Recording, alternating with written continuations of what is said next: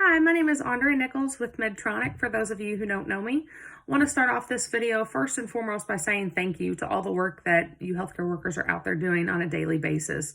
Those of us that are remote at this point just want to make sure that we express our gratitude and appreciation for what you're doing every single day. So today I'm going to give you a quick in-service on the Valleylab Smoke Evacuation Telescoping Pencil. So this is the packaging that it comes in. When you open the device, I'll walk you through it. It's a relatively simple setup. There's a few things I want to make sure to point out with the setup that you guys have there at Norton. So this is the pencil. The electrode is actually a telescoping electrode itself, as well as you can telescope out the smoke tubing portion as well.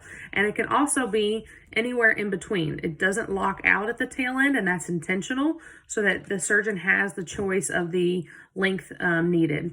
Another piece to just make you aware of is from a smoke evacuation standpoint, the closer that this of the tip of the electrode where the smoke is being created is to where it's being suctioned, the better it's going to perform. So, however, we know that there are surgical times when you need to have, a smaller space that you're working in. And so that's completely fine.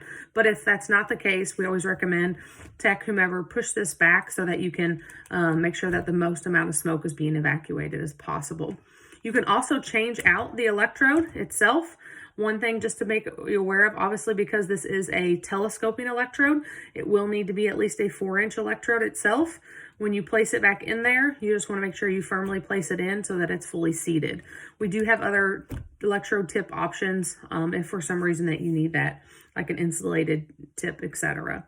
From here, you're going to have your normal rocker switch buttons as far as the electric cautery goes. At the back end, you have a 360-degree swivel hinge so that it's really going to help with drag and comfort from a surgeon's perspective. From there, you have the tubing. This will eventually split, and you'll pass this off the sterile field. At this point, when it splits, you'll have your Bovie pencil normal plug that you guys are used to using on a regular basis. This is just going to plug into your generator as normal. The white side of the plug always faces up.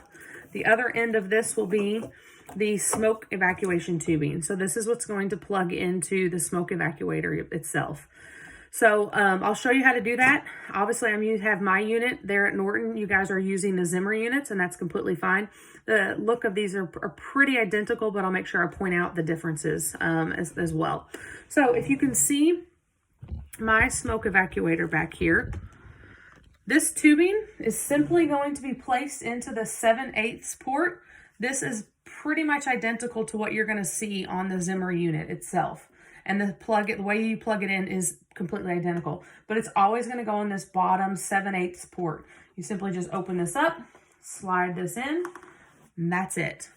From there, the Zimmer units, the way that they work is if they are turned off, when they turn back on, they automatically go to the lowest setting option for the unit. So you're going to want to make sure that you turn up the smoke evacuation setting to the higher setting, just obviously it'll evacuate more smoke. The way that you do that is at the top corner here on the Zimmer units, you're going to have basically what looks like a power button. You're going to push that button. When you do that, you're going to hear the unit actually kick on. In order to change the settings on their units, the device actually has to be running.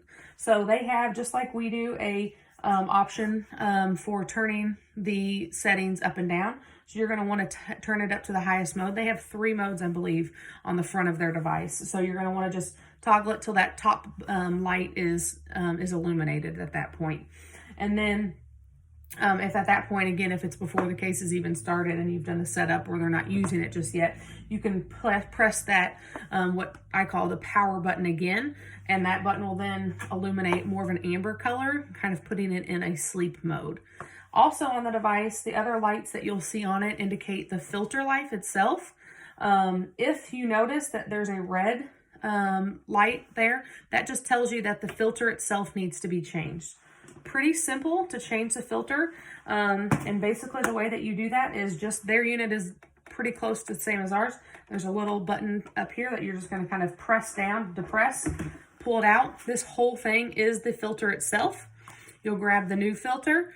All of the new filters come with a red biohazard bag. So place the old filter in the red biohazard bag, take the new one, and just simply slide it in. It's as easy as that.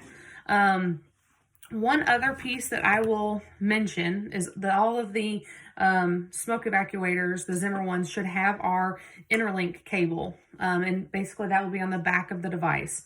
What this cable does is it plugs in this end, the bigger end, as you can see. This end plugs into the back of the smoke evacuator. There's literally only one place that it can go in, so it's pretty easy to find. It's at the bottom corner if for some reason it were to become unplugged. The other end gets plugged into the back of the generator. If there is not a spot for this to be plugged in, if you're using a competitive generator for some reason, we do have a similar interlink cable option that'll allow you to use this on a competitive generator device. And basically what this cable does, as I mentioned, it allows the two generator and smoke evacuator to talk to each other. And therefore, when you turn that Zimmer unit in their quote unquote sleep mode, it won't kick on until the surgeon actually activates the pencil itself. So as they're burning, the smoke evacuator will kick on, evacuate the smoke. When they stop pressing or stop activating energy, the device will stay on for probably a couple extra seconds, but then it'll kick off so you don't have it running constantly the entire time. If for some reason you don't have this cable, not a problem. You can still use the device. All you need to do is just turn on the smoke evacuator and just let it run constantly throughout the entire case. But I recommend from a long-term perspective, getting one of these cables if there's not one included when you grab that device from Pavilion. And that is because, again, it helps with the noise from a surgeon's perspective, so you don't hear that running all the time, in addition to helping out with the filter life itself. So if it's not consistently evacuating smoke, it will save the life of the filter, so you don't have to change it as often. So I think that's it. Hopefully that was helpful. If you do have any questions, please let me know. You can give me a call, text. I can always FaceTime during a procedure if need be, but I'm here to support you guys in any way possible. So thanks again for all you're doing, and let me know how else I can help.